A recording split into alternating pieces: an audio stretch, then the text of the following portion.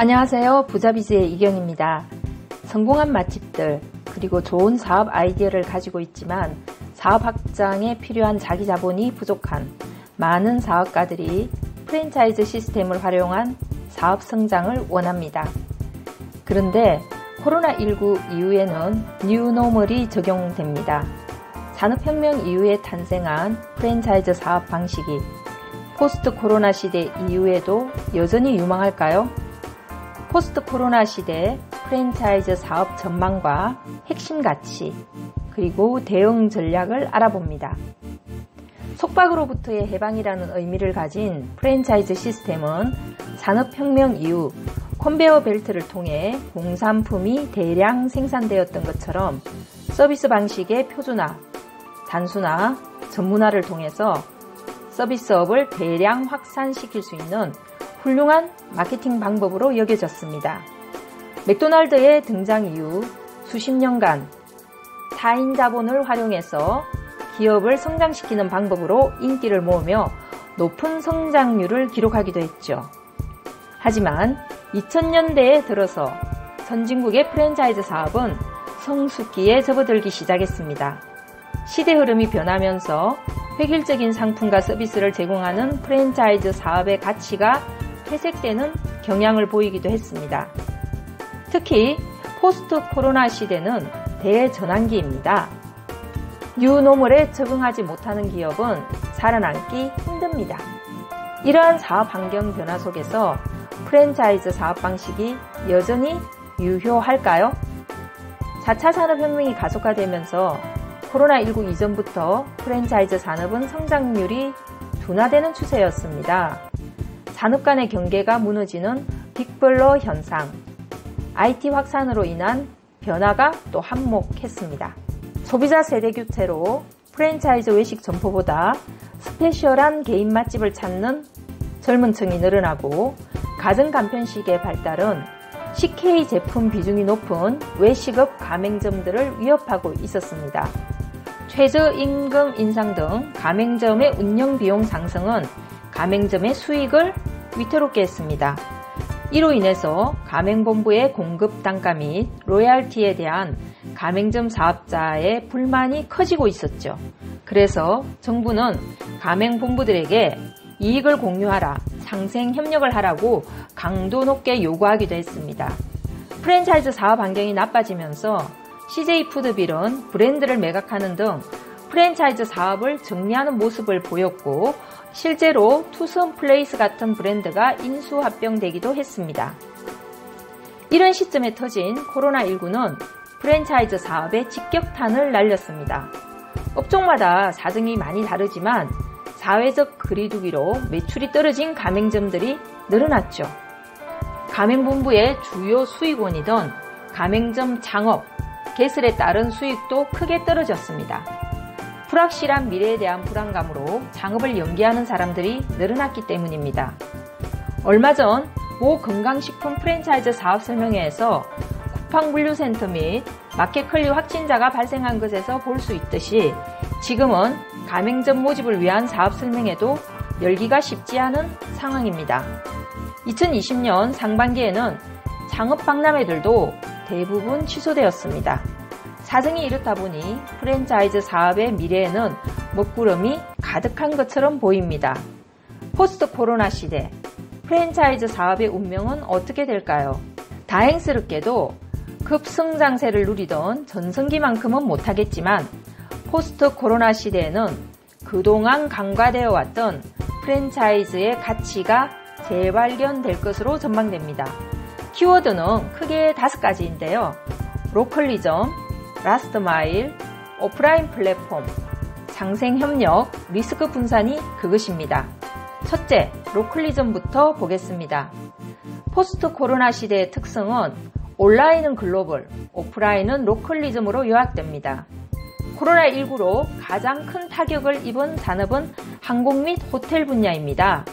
이동이 줄어드는 만큼 지역주의는 더욱 심화될 것입니다. 프랜차이즈 사업은 중앙에 있는 가맹본부가 각 지역에 흩어져 있는 가맹점과 연결되어 운영되는 게 특징입니다. 이 점 때문에 중앙에서 넓은 상권을 관할하는 대기업보다 각 지역별로 흩어져서 지역 단위로 운영되는 프랜차이즈 사업 방식은 잘만 활용한다면 상당히 유리한 면이 있습니다. 프랜차이즈는 강화되는 로컬리즘 속에서 오프라인 플랫폼으로서의 역할이 기대됩니다. 대형화된 오프라인 공간은 바이러스 감염의 위험성이 높습니다. 반면에 지역화된 작은 가게들은 상대적으로 안전하며 소비자의 욕구에 스피드하고 탄력적으로 대응할 수가 있습니다. 둘째, 라스트 마일입니다. 스피드와 편의, 안전을 바라는 소비자 욕구 때문에 점점 더 최종 소비자와의 거리가 중요해지고 있습니다. 가정 간편식 시장이 성장하고 있지만 공장에서 만든 식품이 절대로 따라갈 수 없는 맛이 있습니다. 피자의 경우 냉동 피자가 배달 피자 맛을 상당 부분 따라잡았습니다. 하지만 당분간은 갓 튀겨낸 치킨의 맛을 능가할 밀키트나 가정 간편식은 기대하기 어렵습니다. 김밥이나 숯불에 잘 구운 소고기, 돼지고기 역시 마찬가지입니다. 이런 음식들은 가까운 곳에서 배달을 시키거나 고객이 매장을 직접 찾아가야만 합니다. 매점이든 배달이든 전국적으로 흩어진 가맹점포들은 소비자들과 가장 가까운 거리에 있어서 라스트 마일의 가치를 극대화할 수 있습니다. 셋째, 오프라인 플랫폼으로서의 가치입니다. 포스트 코로나 시대는 플랫폼의 시대입니다. 유튜브, 틱톡, 구글 등 글로벌하게 영향을 미치는 랜선상의 초연결망들이 세계를 지배합니다. 뿐만 아니라 네이버, 다음, 카카오톡 같은 전국적인 플랫폼, 아마존, 애쉬닷컴 등 카테고리 플랫폼 등도 빠른 속도로 성장할 것입니다. 반면 프랜차이즈는 오프라인의 플랫폼입니다. 지역주의가 강화되는 가운데 전국을 또는 전 세계를 하나로 연결하는 오프라인 플랫폼은 오프라인과 아날로그의 강점을 살리는 전초기지가 될 것입니다. 오프라인이 위축되기는 하겠지만 인간은 어차피 공간에서 살아야 합니다. 공간에서 이루어지는 아날로그의 삶은 브랜드 경험, 체험, 커뮤니티, 편의가 중요한 키워드입니다. 프랜차이즈 가맹점포는 이 키워드들의 가치를 극대화하는 데 도움이 됩니다. 넷째, 상생의 가치입니다. 거대한 플랫폼을 채우는 것은 중소규모 사업자들입니다. 이들은 힘이 없습니다. 각자 도생해야 합니다. 코로나19 발생으로 매출이 급감하자 개인 자영업자들은 우왕좌왕하면서 대처 방안에 대해서 불안해했습니다. 반면에 믿을 수 있는 브랜드의 프랜차이즈 가맹본부들은 임대료와 마케팅 지원, 위생용품 공급 등을 통해 가맹점의 위기 대응에 심정적인 의지처가 되어주었습니다. 이처럼 프랜차이즈 시스템은 가맹본부와 가맹점들이 상생을 통해 서로 협업할 수 있습니다. 가맹본부에서는 제품 개발과 마케팅, 브랜드 관리와 교육, 가맹점 코칭, 제품 공급을 맡고 가맹점에서는 지역 상권에서 고객을 맞아 상품을 판매하고 응대하며 지역사회 관리를 합니다. 규모가 작은 가맹점들의 부족한 경쟁력을 가맹본사의 지원을 통해 자원을 활용하는 공유경제적 성격을 갖고 있는 것이죠. 다섯째, 위험 분산입니다. 포스트 코로나 시대의 오프라인은 언제 어떤 모습으로 나타날지 모르는 바이러스로 인해 다양한 위험에 직면해 있습니다. 원래 오프라인 산업의 특성은 느린 변화, 낮은 가변성과 견고함, 안정성이었지만 바이러스가 그것을 깨버린 것입니다. 대형 백화점이나 대형 호텔은 예상하지 못했던 위험 속에서 심각한 타격을 입지만 프랜차이즈는 본질적으로 중앙 컨트롤 타워와 현장을 분리하고 분산시켰습니다. 또 가맹본부와 가맹점이 독립재산제로 운영되므로 위험 분산 효과가 있습니다.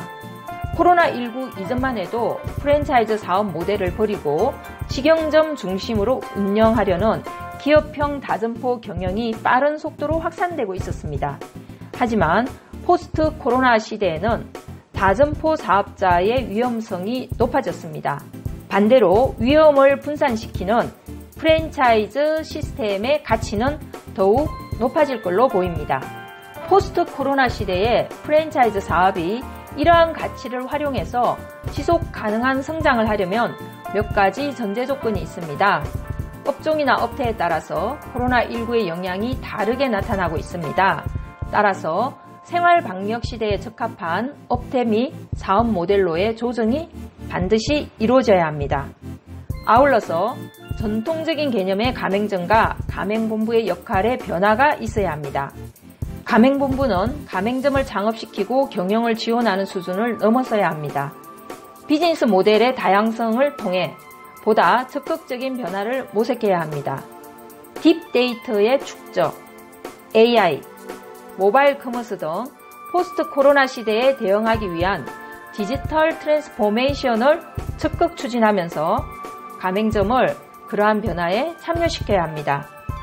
배달앱과 랜섬 플랫폼 사이에서 생존할 수 있는 브랜드 가치 극대화와 브랜드 커뮤니티의 구축도 중요합니다. 아울러 상생의 가치를 제대로 살리기 위해 가맹본부와 가맹점이 수직적이 아닌 수평적인 관계를 형성하고 아웃소싱과 분업, 오픈 이노베이션을 적극 수용해서 경영 효율을 높여야 합니다. 전통적으로 프랜차이즈 사업 운영은 첫째, 비즈니스 모델을 둘러싼 사업 노하우, 둘째, 매뉴얼로 대변되는 운영 시스템, 셋째, 브랜드, 이 세 가지가 핵심이었습니다. 포스트 코로나 시대에는 이 세 가지에 더해야 할 것이 있습니다. 첫째, 비즈니스 모델에는 역동성을 더하고, 둘째, 위기 대응에 탄력적인 시스템을 구축해야 하며, 셋째, 브랜드 커뮤니티를 강화해야 합니다.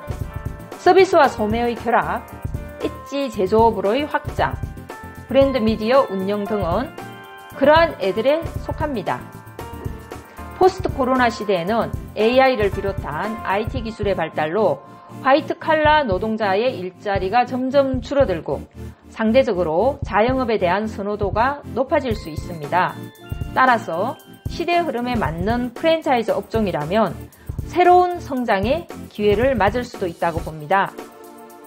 오늘 포스트 코로나 시대의 프랜차이즈 사업 전망과 주요 가치, 그리고 대응 전략까지 알아봤는데요. 여러분들 주변에 사업을 하고 계시거나 또 창업을 생각하는 분이 있다면 이 정보를 공유해서 그분들을 도와주시기 바랍니다.